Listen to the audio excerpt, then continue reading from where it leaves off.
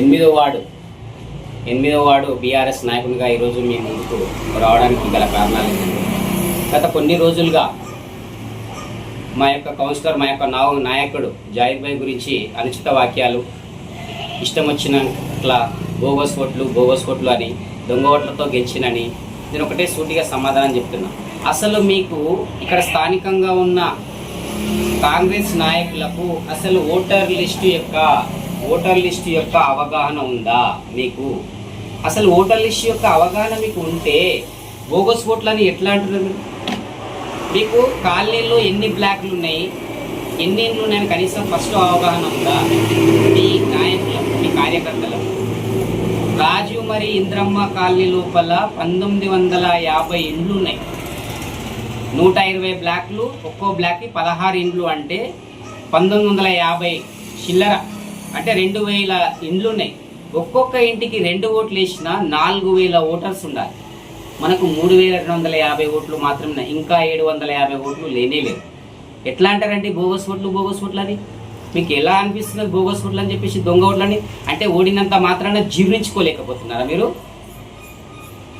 మాటికి జావేద్ భాయ్ ఓట్లు దొంగ ఓట్లతో గెలిచిందని చెప్తున్నారు.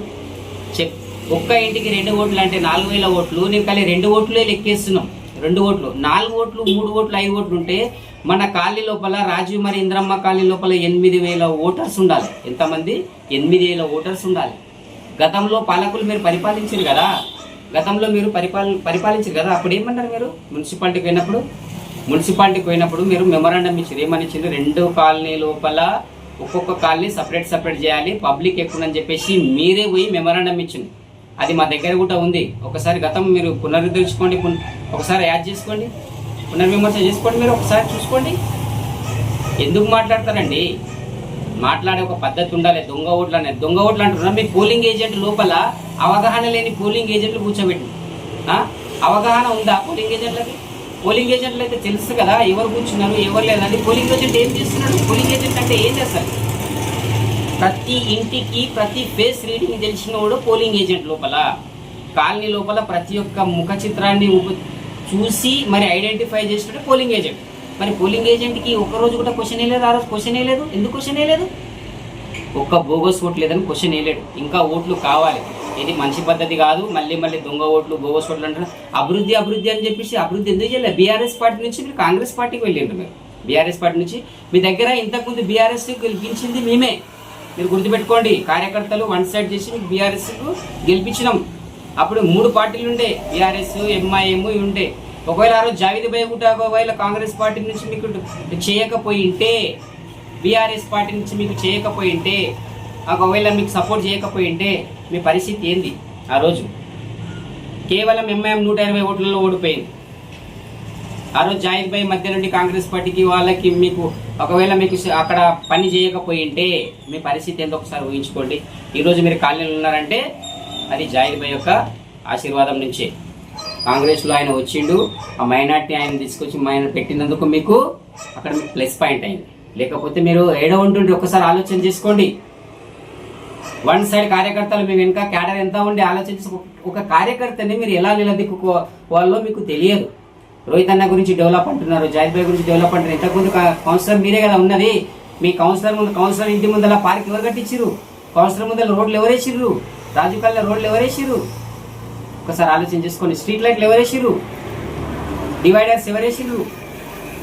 రోహిత్ అన్న అభివృద్ధి మీకు తెలుస్తలేదా? కుర్మ సంఘం భవనం కట్టించిండు, అంబేద్కర్ భవనం కట్టించిండు, ఎస్సీ గురుకులాలు, బీసీ గురుకులాలు చేసిండు. మీకు తెలియదా రోహిత్ అన్న గురించి? మళ్ళీ బోగస్ ఓట్లు అంటారు.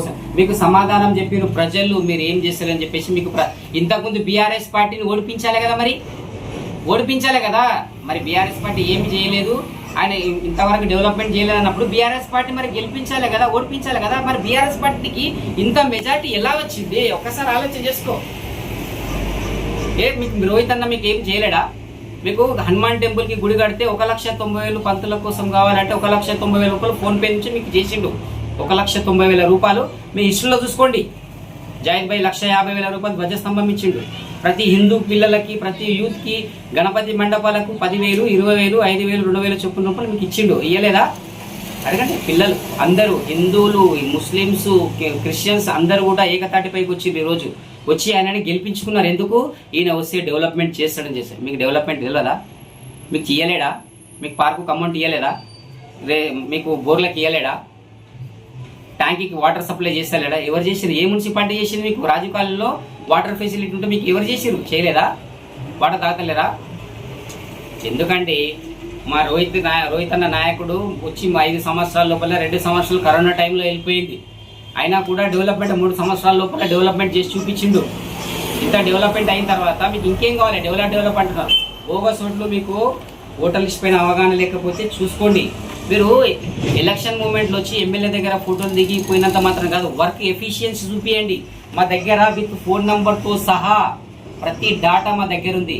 ఫోన్ నెంబర్తో సహా ప్రతి ఇంటి ప్రతి బ్లాక్లో ఎంతమంది ఉన్నారు, ఎక్కడ ఉన్నారు, ఎక్కడెక్కడ ఉన్నారు ఏమనేది ప్రతి ఫోన్ నెంబర్తో సహా ఉంది.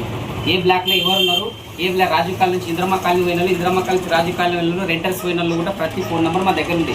మేము సవాల్ విసురుతున్నాం ఈరోజు మీకు, కాంగ్రెస్ సీనియర్ నాయకులకు, కాంగ్రెస్ కార్యకర్తలకు, స్థానికంగా ఉన్న రాజీవ్ కాలనీ ఇంద్రమ్మ కాలనీలో ఉన్న నాయకులకు చెప్తున్నాను నేను, మీరు రండి మా దగ్గరికి, ఆఫీస్లో కూర్చోండి. దీంట్లో డాటా ఉంది, ప్రతి డాటా మా దగ్గర ఉంది.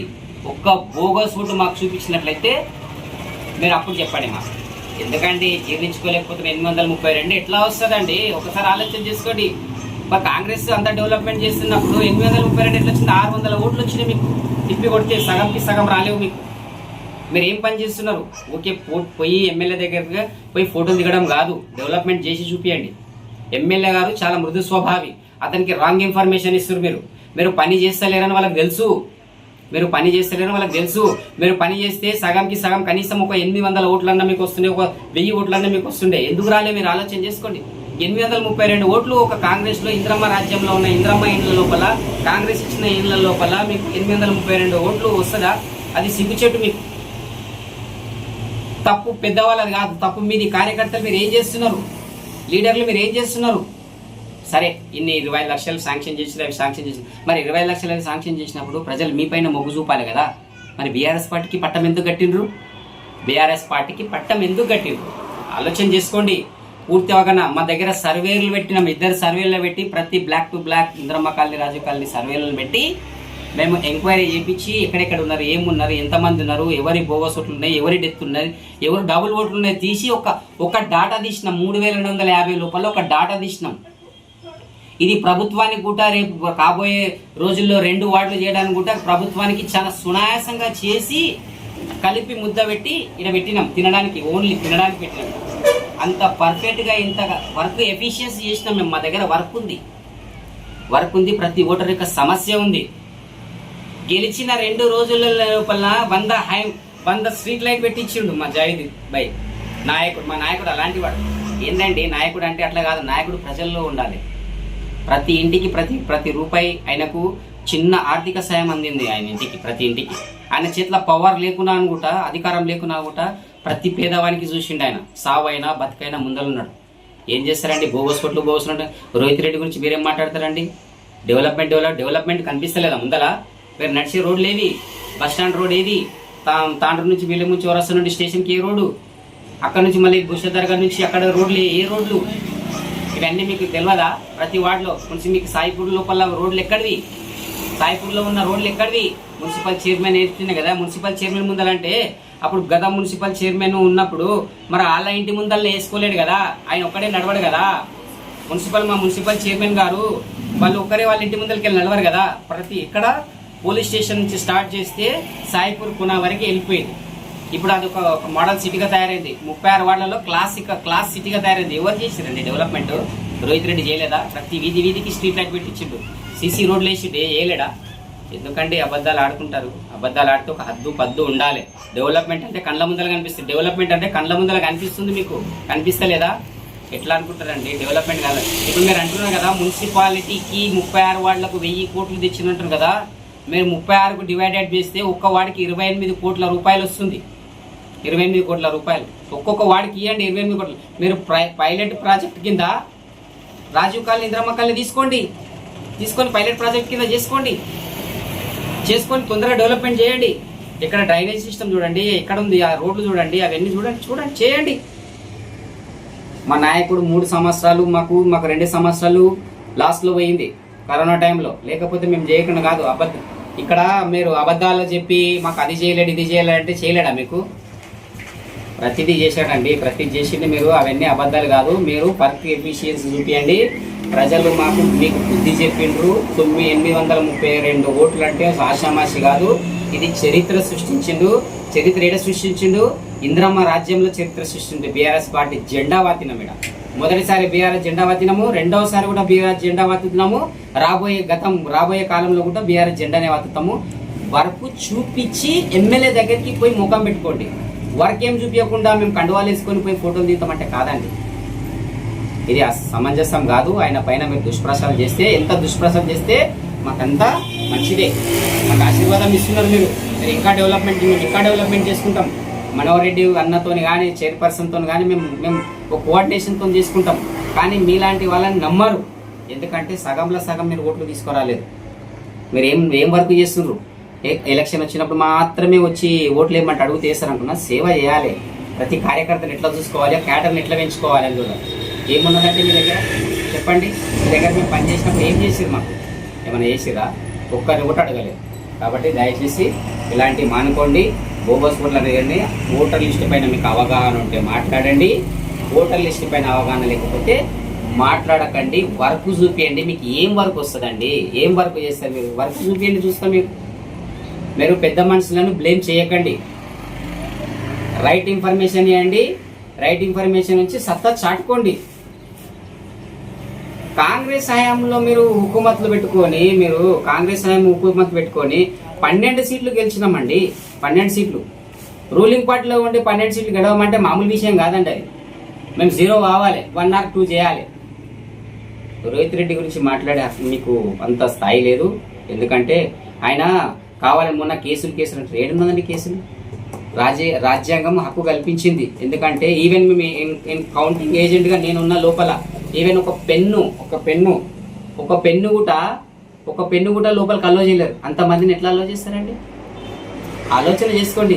మీరు వెళ్ళినందుకే కదా ఇక్కడ వచ్చిన వాళ్ళకి అందరికి కార్యకర్తల కోపం వచ్చింది. మరి మమ్మల్ని పంపించడం చెప్పేసి తోపులాట అయింది. దాంట్లో ఏముందండి? ఇది పద్ధతి కాదు. మీరు మానుకోండి.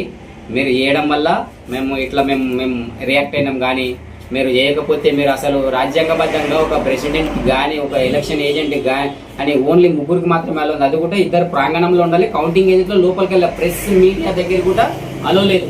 మీడియా ఎవరికి అలో ఉంది? లోపల గెలిచిన తర్వాత వచ్చిన తర్వాత వాళ్ళకి మెమోరాండం ఇచ్చినప్పుడు, వాళ్ళకి పేపర్ ఇచ్చినప్పుడు అప్పుడు మాత్రమే ఉంది. అది ఆ మెమోరాండం ఇస్తే వాళ్ళకు ప్రెస్ మీట్ తీసుకోవాలని ఉంది. అంతేగాని మీరు వచ్చిన తర్వాత కార్యకర్తలకు, లీడర్లకు, వాళ్ళకి ఇలా కాదండి. ఎవరికి అలో భారత రాష్ట్రపతి కూడా అలో లేదు పోలింగ్ ఏజెంట్లు పోలింగ్ స్టేషన్ లోపలికి. అర్థమైందా? ఒకసారి ఆలోచన చేసుకోండి. తప్పుతో పట్టించకండి. ఎమ్మెల్యే సబ్ని, చైర్మన్ని మంచిగా కోఆర్డినేషన్ చేసుకొని పని చేసుకోండి. సత్తా చూపించుకోండి. ఓటర్ పైన ధ్యాస పెట్టండి. ఓటర్కి ఏం చేయాలో చూసుకోండి. ధన్యవాదాలు. జై తెలంగాణ, జై కేసీఆర్.